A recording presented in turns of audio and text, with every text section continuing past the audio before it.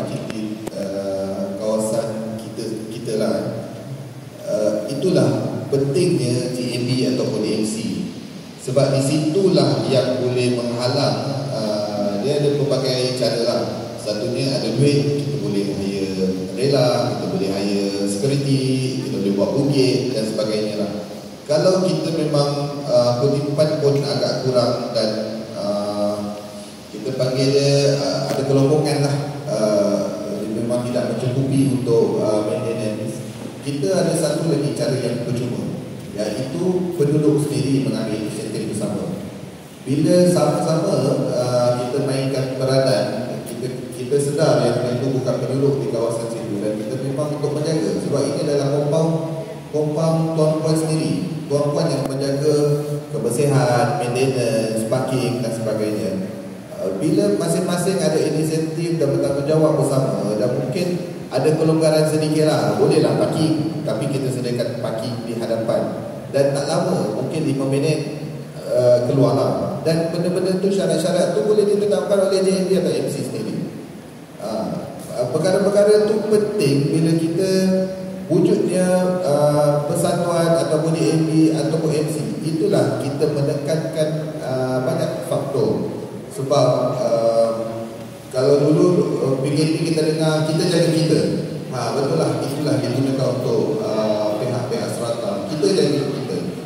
Kalau nak minta kami untuk lakukan sesuatu untuk menghalangi bapa tu, itu luar minat kami lah, memang luar kuasa kami lah untuk menghalangi mereka.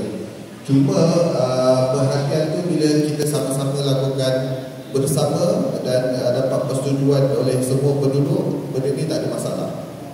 Sebab syarat dan peraturan itu datang daripada MC atau JMB itu sendirilah.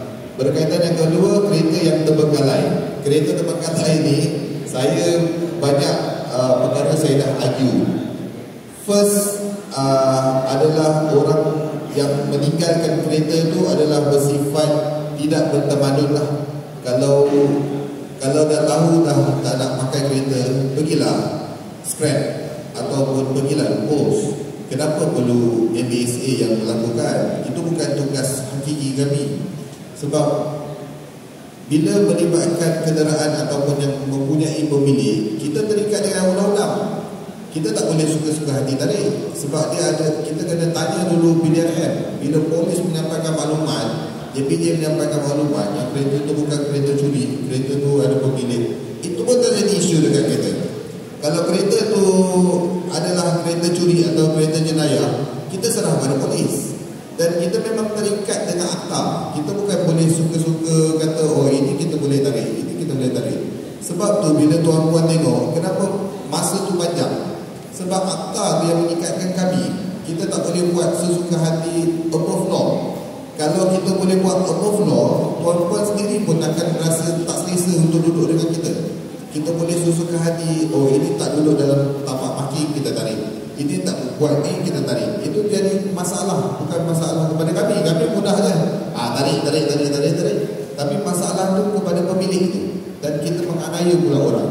Tapi yang jadi isu adalah, kenapa orang tu tinggalkan kereta sampai terbengkalai? Kalau dah tak nak tu, pergilah jual, pergilah scrap. Dapat juga RM5,000, RM2,000 kan. Kalau tak pun, bagilah wakaf. Dapat juga pahala sampai mati. Ini yang kita jadi isu. Yang sentiasa, bukannya di sini. Tapi saya ingat banyak tempat lah. Beli kereta mudah, tapi maintenance tu susah. Dan dia dah tak mampu, dia tinggal saja. Itu jadi isu lah. Jadi sedikit sebanyak saya harap dapat membantulah tuan-tuan